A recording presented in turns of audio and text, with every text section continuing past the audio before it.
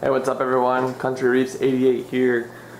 I just wanted to do a small update for you guys on my tank. I apologize for the cloudiness. I just got done scrubbing the glass, all of the algae.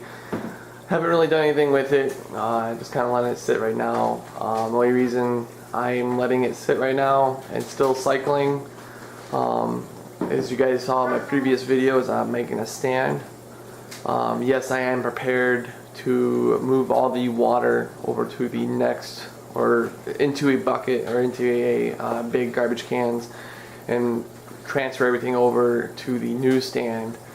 And I know when I do that, I'm going to put the new rock in, which the DIY rock is coming out very nicely. I'll make a video when I do pull all of the rock out of there. I'll make a video for you guys just to show you guys what it looks like before I put it in the tank. And I'm sorry for all the noise, guys. My son is in here with me and he is making a bunch of noise. But anyways, so everything's been going good. I checked my parameters. Everything seems to be going down right now. I know when I do put everything back in after emptying it, I know it's gonna have a spike, especially with the new rocks. And also, guys, so anyways, local fish store, I went there the last day. Pretty much they were just basically giving everything away. It was like 85% off. I ended up buying almost all of their live sand.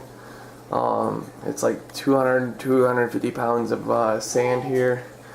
I'm not gonna put all of it in my tank because that would just look ridiculous. But I do want to go ahead and put some in here because I have some low spots over here, and I really like deep live sand beds. I'm a believer of deep sand beds. I personally think they're beneficial for your tank. So I got that. I got that for like 20 bucks.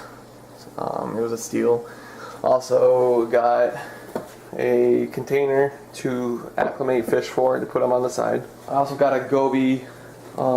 It is, I think it's a watchman. Yeah, it's a blue spotted watchman, and he is in another tank right now, awaiting his arrival into the new tank as soon as it's ready. The tank I have him in is already set up and ready, so all you police out there, tank police, don't worry, he's in good hands. Everything else seems to be going good. The cyanoalgae down below has gone. All I did was I left my light off for maybe 3 or 4 days, and it pretty much killed all the cyanoalgae, or the cyanobacteria, whatever anyone wants to call it. And after that happened, I really started noticing a lot of coralline algae on the rocks, and I don't think it's going to focus for you guys. Give me 1 second. There we go. A lot of coralline algae on the rocks. A macroalgae starting to grow out a lot. It's really starting to look really good. The one thing I don't like about this sump is that this chamber right here collects a lot of debris. I really think I might put a power head in there, just a cheap power head to circulate water in there, keep all that bacteria from collecting up at the bottom, because that right there can lead to nitrates leaking back into your main tank. You definitely don't want that. So when I do switch everything over to the new stand, I am going to completely drain this chamber right here along with the other chamber, and maybe this chamber all the way down to maybe half. And I am going to suck all that stuff out, and I'm going to get all that stuff out and clean it up real good so it's a glass bare bottom and it looks clean. And then that way, and I'm going to put a small power head in there just to keep it from collecting up like that. It really looks bad. And like I said, it could be a nitrate farm, so you just have to be careful on that. One thing I do want to update you guys on is I had an idea. And I looked online. There were a lot of people online doing it too. Filter socks. I really didn't want to have to go out and buy them. Plus, I wanted a lot of them. And so I went ahead and I made my own. it was actually fairly simple. If you guys want, I can make a video on it. It's really not hard to explain. I really didn't need any video. I just read it online off a forum. But this is really going to essentially help me keep my water clean. And instead of just one, I made 4. That way I can have 2 in the wash and then 2 that I'll be using. And what people have been saying is to clean these, some people say just run them through water, a hot cycle, then put them in the dryer, but do not put any soap or anything like that. And then you have some people say they put some bleach, then that's it, and then they put it in the dryer, and then they put it into the wash again with nothing, with just the water, and then back into the dryer. I'm not entirely sure what process I'm going to do as of right now, but this right here I thought was a really good idea. I went to, I think it was Joann Fabrics or Michael's, whichever fabric store or craft store you have around, and I got these little tie-on clips or push pin or push, I don't know what you want to call them. You just push it in and it tightens up, and that way I can tighten this all the way around. Sorry, doing this one-handed is not easy. If I can tighten this around my my pipe, that way it won't fall off or anything like that. And then to loosen it, you just push it and pull it off. And there you go. And this is going to help me keep my water crystal clear, and that way I don't get too much debris coming back into my sump. I do know that you have to replace those and keep them clean. I'll probably replace one every 3 days or 4 days, depending on how fast it gets dirty. Equipment update. I've ordered a bunch of equipment. I went ahead and purchased the new WP-40s with the new twin controller, which basically allows you to sync both of the WP-40s into one. The cool thing about the new twin controllers is you can actually control the power intensity within the waves.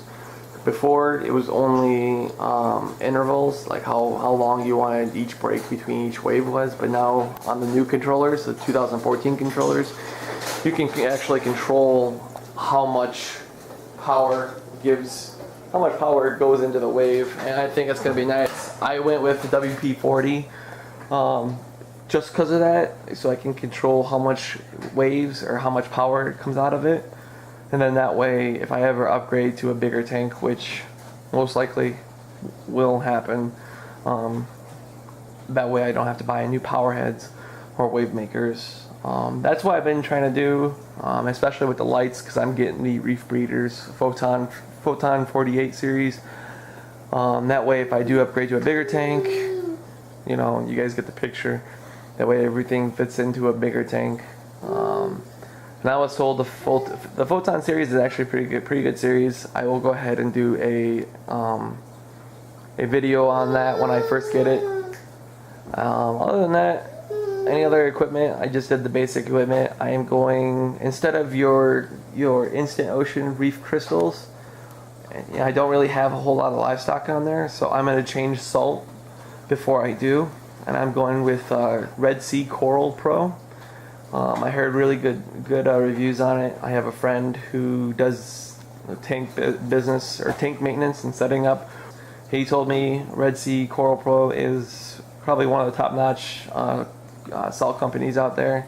He told me that the growth from the salt is actually really good. Your magnesium, your calcium, and everything else, strontium that comes in the salt, it's really nice. So I'm gonna go ahead and try it and see where it goes. I got the 175-gallon bucket off of I think I'm getting it off of Bulk Reef Supply, and we're doing a group buy for that as well. And I apologize, my son's playing with his toys if you hear that in the background, but I'm trying to think of any other equipment that I was actually gonna get, but I think that's it. If I forget anything else, I'll go ahead and put it below on the equipment updates that I will be getting. Okay, and I keep coming up with more.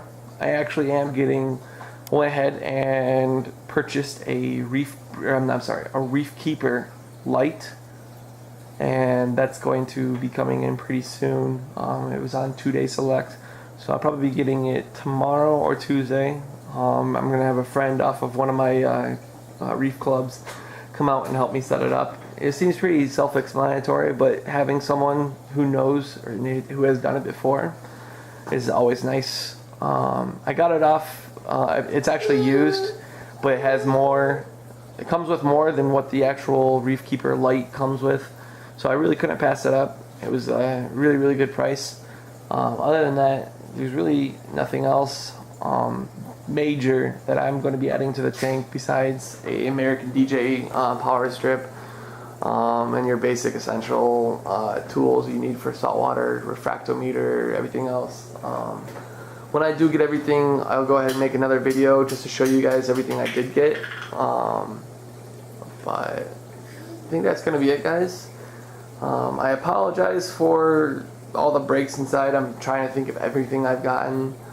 I'm just trying to make sure I cover everything with you. The stand itself is actually starting to come along really nice. I should be done with it hopefully this week and get everything transferred over to the new stand, everything onto the new stand, and then that way I can put my new rock in, and then there's going to be a lot more videos coming up. So please stay tuned, and if you're not yet subscribed to my channel, go ahead and subscribe to my channel. I really appreciate it. And that way you can keep up to date on all of my videos. And if you like this video, go ahead and like it down below. Any suggestions or comments, just leave them down below, guys. Bye.